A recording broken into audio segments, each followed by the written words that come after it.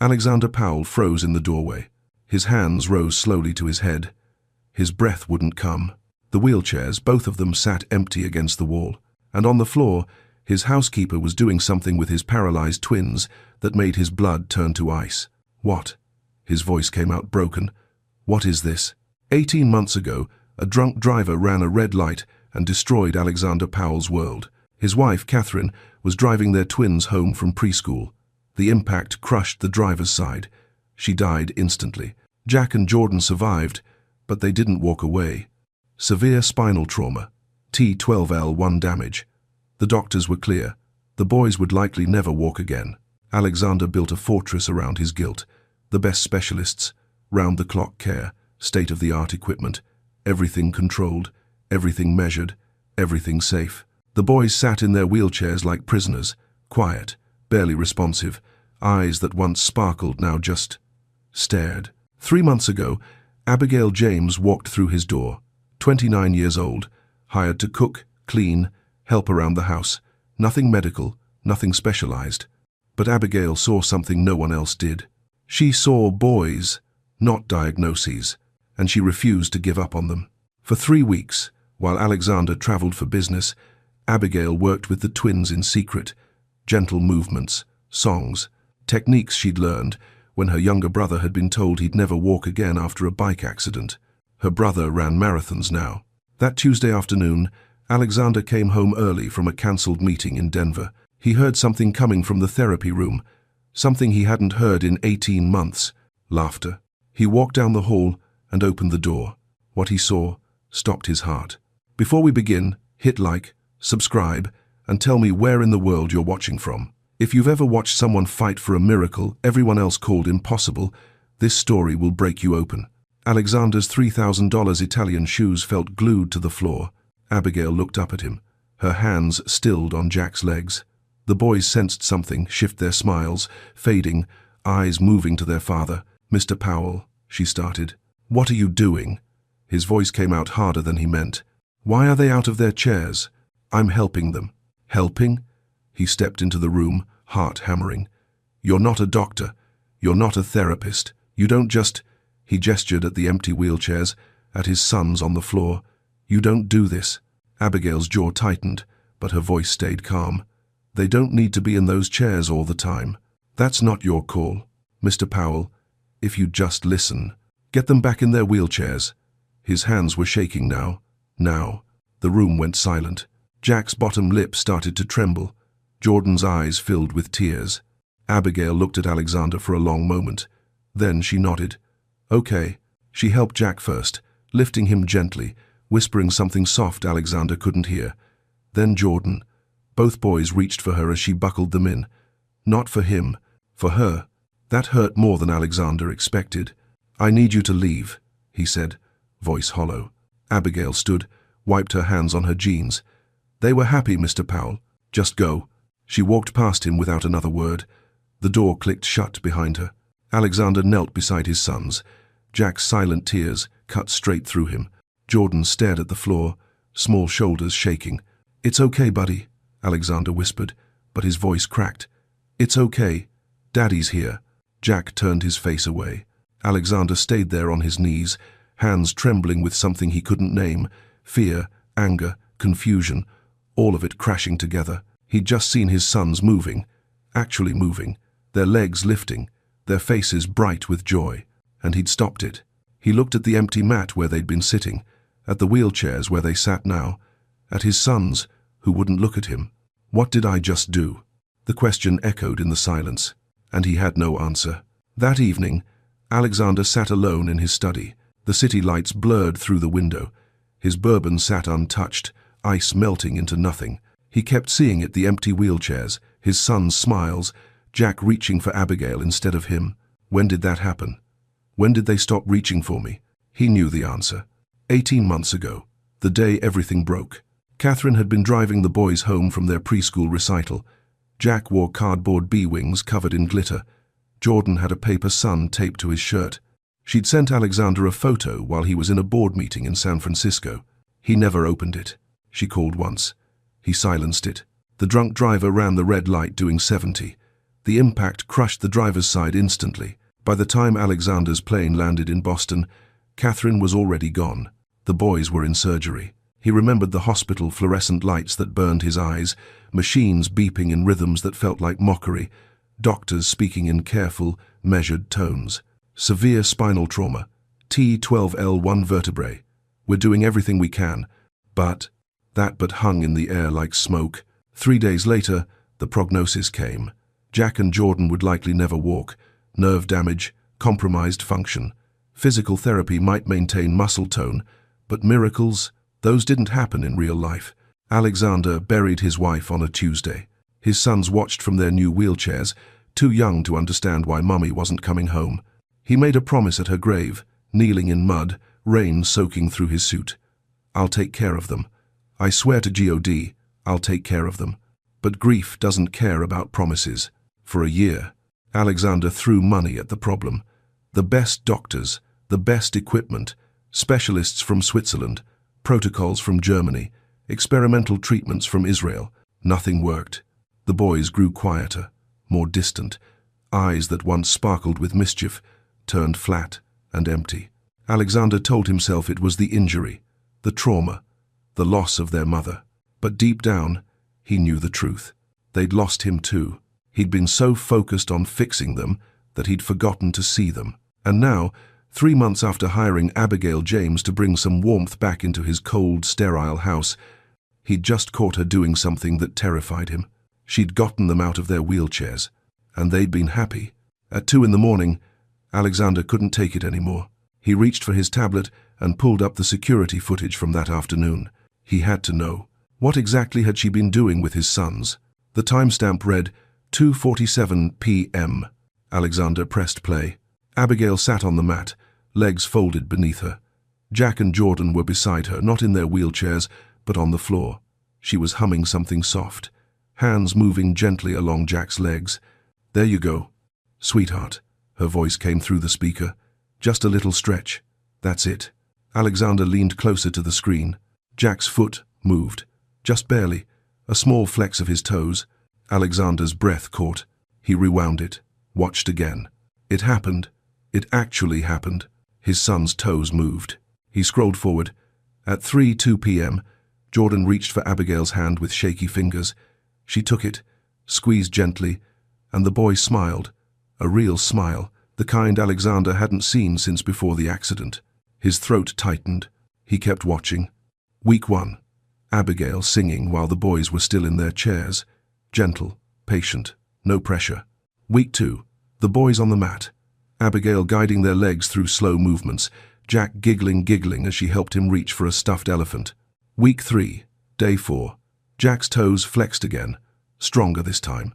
Alexander replayed it 6 times, each one hitting harder than the last. Then he heard it. Abigail's voice barely above a whisper.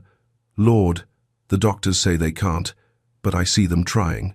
And trying is where miracles begin. Please, help me, help them. The words pierced straight through him. Trying is where miracles begin. Alexander pressed his palms against his eyes. His chest felt like it was caving in. He'd yelled at her, humiliated her, sent her away. For the one thing that had made his sons smile in 18 months, he checked the live camera feed. Abigail's room was empty, bed untouched. His stomach dropped. She left. Then he found her, sitting on the floor of the boys' bedroom, wrapped in a blanket, back against the wall. Jack curled toward her like she was home. Jordan clutched his stuffed elephant, breathing soft and steady. She hadn't left. After everything, she'd stayed. Alexander stared at the screen, something breaking open inside him. Why? He whispered. He stood, walked barefoot through the dark house until he reached the boys' door. The room smelled like lavender. Abigail's eyes opened when he stepped inside. She didn't move, didn't speak, just watched him with tired eyes. Alexander's voice faltered. I shouldn't have. You told me to stop. Her voice was flat, empty. He looked down at his sons. At the way Jack leaned toward her even in sleep. I was wrong, he said quietly. Abigail studied him for a long moment. Then she looked away, and Alexander realized saying it wasn't enough. Dawn broke grey and quiet. Alexander hadn't slept. He'd sat in his chair, watching the security feed, until the sun started creeping through the clouds. At 6:30, he went to check on the boys. He found Abigail still on the floor beside their beds, blanket pulled around her shoulders. Her head rested against the wall, eyes closed, face soft in the early light. She'd stayed all night. Alexander stood in the doorway, chest tight. Jack stirred first. His eyes blinked open, landed on his father, then immediately searched for Abigail. "She's right here, buddy," Alexander whispered. Abigail's eyes opened. For a second, she looked disoriented. Then she saw him, and her guard went back up. She sat up slowly, careful not to wake Jordan. "I'll get breakfast started." "Wait." She paused but didn't look at him. "I watched the footage," Alexander said. "All of it." Abigail's jaw tightened. She stood, folded the blanket, set it on the chair. "Then you know I wasn't hurting them?" "I know." Silence stretched between them. "I saw their toes move," Alexander continued, voice low. "I saw them smile. I saw—" He stopped, swallowed. "I saw them happy." Abigail finally looked at him. Her eyes were tired, guarded. And I need to understand, how did you know to do that?" She didn't answer right away, just stood there, arms crossed, like she was deciding whether he deserved the truth. Finally, she spoke. "My brother, Daniel. He was 12 when he had a skateboarding accident, broke his back. Doctors said he'd never walk again." Alexander waited. "My grandmother, she was a physical therapist. Before she retired, she didn't accept it. She worked with him every single day for 2 years. Stretches, movements, prayer. Things the doctors said were pointless." Abigail's voice softened. "He walks now, runs, lives a full life. And you learned from her." "I watched. I remembered." She paused. "When I saw Jack reach for that toy on his 3rd day, hear his fingers move just slightly, I knew. Your sons aren't finished fighting." Alexander's throat burned. "Why didn't you tell me?" "Because you wouldn't have let me try." Her eyes held his. "You would have said I was overstepping, that I didn't know what I was doing." He couldn't argue. She was right. "They need you, Mr. Powell," Abigail said quietly. "Not your money, not your protocols. You." The words hit him like a punch. Before he could respond, his phone buzzed in his pocket. He pulled it out. A text from his assistant. "Your mother is on her way. ETA 30 minutes. She said it's urgent." Alexander's blood went cold. His mother never showed up unannounced, unless something was very, very wrong. 2 days later, Alexander sat in Dr. Harrison Reed's office with both boys and Abigail. He'd insisted on new tests, comprehensive scans, everything. Dr. Reed had been skeptical. "We just examined them 6 weeks ago, Alexander. I'm not sure what you're expecting to find." "Something's changed," Alexander said. "I need you to look again." The boys were nervous. Jack kept reaching for Abigail's hand. She held it gently, whispering something that made him relax. Alexander watched from across the room. The tests took an hour. EMG scans, nerve response assessments, muscle stimulation. Jack went first, then Jordan. Abigail stayed close to both of them the whole time, her presence calming them in ways Alexander's couldn't. Dr. Reed studied the monitors in silence. Then he stopped, removed his glasses, stared at the screen. "What is it?" Alexander asked, heart pounding. Dr. Reed didn't answer right away. He zoomed in on the scan, adjusted settings, checked again. Finally he spoke. "There's nerve activity in Jack's lower lumbar region." Alexander's breath caught. "What does that mean?" "It means—" Dr. Reed looked up, confusion written across his face. "It means something is responding. Faintly. But it's there. It wasn't there 6 weeks ago." "And Jordan?" Dr. Reed pulled up Jordan's scan, studied it. His eyes widened slightly. "Muscle response in his right quadriceps. Not much, but measurable." He set down his tablet. "Alexander, I don't know how to explain this. Is it possible?"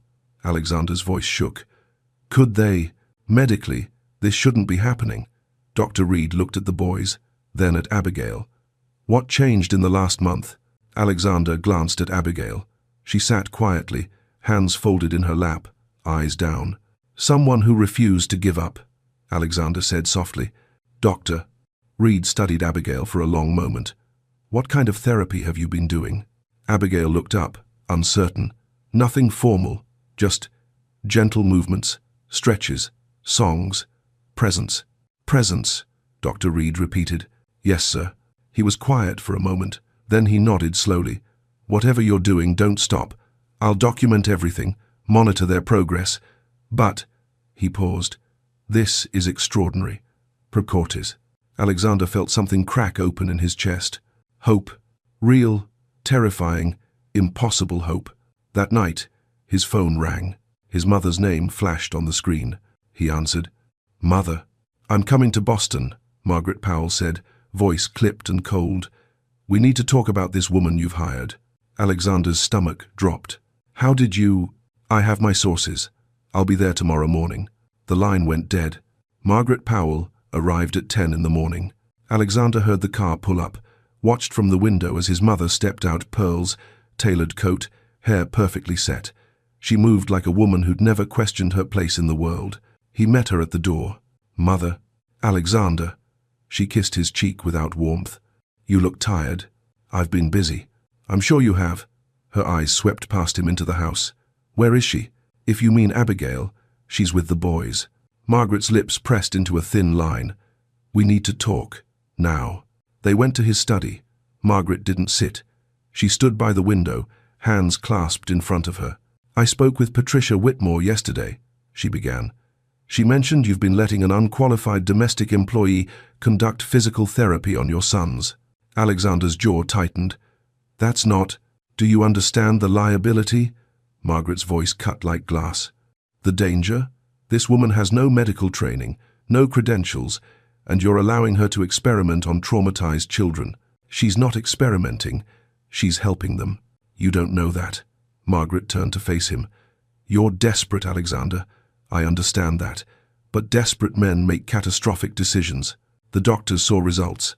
Nerve activity, muscle response, things that weren't there before. And what happens when she makes a mistake? When she causes a setback? What then? Margaret's eyes were cold. "I'm calling our attorneys." "You will not. Then I'll report her to the state medical board myself." Alexander stood. "You will leave her alone." "Or what?" Before he could answer, the door opened. Abigail stood there, Jordan in her arms. The boy's head rested on her shoulder. "I'm sorry to interrupt," Abigail said quietly. "Jordan wanted water, and I—" She stopped. Saw Margaret. The room went still. Margaret's eyes moved from Abigail to Jordan and back again. "Put him down," Margaret said. "Mother," Alexander started. "Put him down." Abigail hesitated, then gently set Jordan on his feet, steadying him with her hands on his shoulders. Jordan wobbled. His legs shook, but he stood. Margaret's face went pale. Then Jordan saw his grandmother, and he smiled. "Grandma." He lifted his arms toward her, actually lifted them, with strength, with intention. Margaret stared. Her mouth opened slightly. No words came. "Go ahead," Abigail said softly. "He wants you." Margaret took one step forward, then another. Jordan reached higher, and Margaret Powell, who never cried, who never showed weakness, felt her eyes burn. She turned and walked out of the room without a word. Alexander found her in the hallway 10 minutes later, staring at nothing. "Mother?" She didn't look at him, just spoke, voice hollow. "I saw something today I can't explain." "I know." A long silence. Then, "I need to make a phone call." Alexander's blood went cold. "Mother, please." But she was already walking away. Alexander didn't sleep that night. He kept his phone close, waiting for it to ring. For lawyers, for child services, for someone to show up and take everything away. But the call never came. The next morning, he found Abigail in the therapy room with the boys. She had them on the mat, working through gentle stretches. Her voice was soft, steady. "That's it, Jack. Just a little more. You're doing so good." Jack's leg lifted slightly, his face scrunched with effort. "I see you working, sweetheart. I see you." Alexander stood in the doorway, watching. Jordan noticed him first. "Daddy, look." He flexed his toes. Barely, but it was there. "I see, buddy." Alexander's voice cracked. "That's amazing." Abigail glanced up at him. Their eyes met for a moment. Then she looked away. The rest of the morning passed quietly. Too quietly. Abigail kept to herself. Made lunch, cleaned the kitchen, stayed professional. Alexander wanted to say something. Anything. But the words felt too big for his mouth. At 2 in the afternoon, his phone finally rang. His mother's name lit up the screen. He answered, bracing himself. "Mother." "I spoke with Richard Caldwell this morning," Margaret said. Richard was the family's lead attorney. Alexander's stomach dropped. "And?" A long pause. "I told him to stand down." Alexander blinked. "What?" "I'm not calling anyone. I'm not interfering." Her voice was quieter than he'd ever heard it. "What I saw yesterday. I can't unsee it." Relief flooded through him so fast it hurt. "Thank you. Don't thank me yet." Margaret's tone sharpened slightly. "But I won't be the one who stops this. Whatever this is." She hung up. Alexander stood there, phone in hand, trying to process it. His mother, who questioned everything, who trusted nothing she couldn't control, had backed down. Because of Jordan. Because of what she'd seen. He found Abigail in the boys' room, folding laundry. "My mother's not going to interfere," he said. Abigail paused. "That's good. Abigail, Mr. Powell, you don't have to explain." She set down the clothes. "I understand what's at stake here. For you. For them. That's not." He stopped. Started again. "I need you to know. What you're doing for my sons. I was wrong to stop you." She looked at him then. Really looked. "They're not finished fighting," she said quietly. "And neither am I." Alexander nodded. Something unspoken passed between them. Then his phone buzzed. A text from an unknown number. "We need to talk about Abigail James. This is Dr. Sarah Chen, Boston Children's Hospital. I have questions." Alexander's chest tightened. It wasn't over.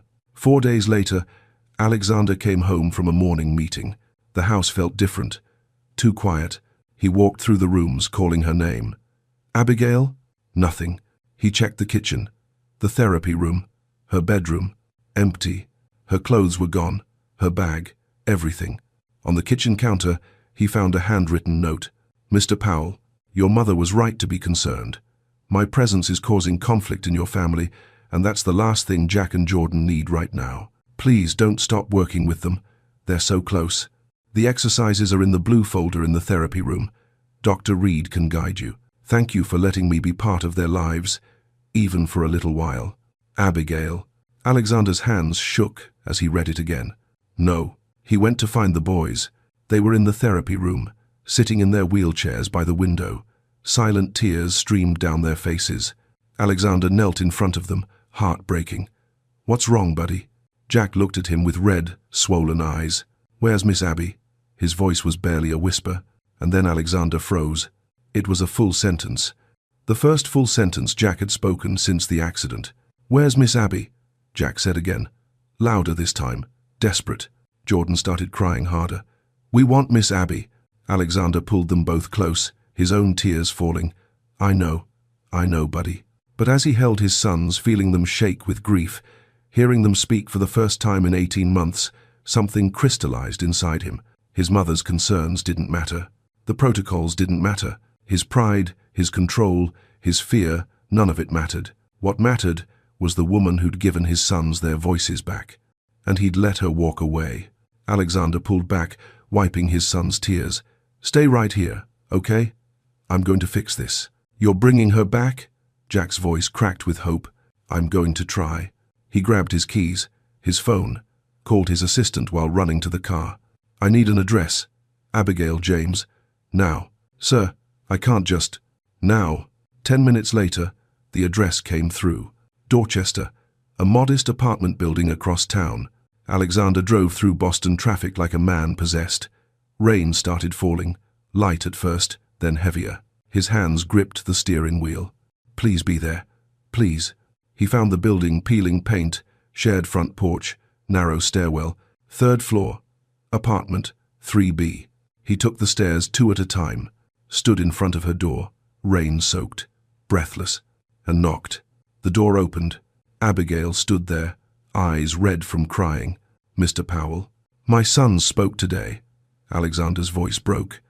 "For the first time in 18 months, Jack said, a full sentence. Abigail's hand rose to her mouth. "He asked where you were." Tears streamed down Alexander's face.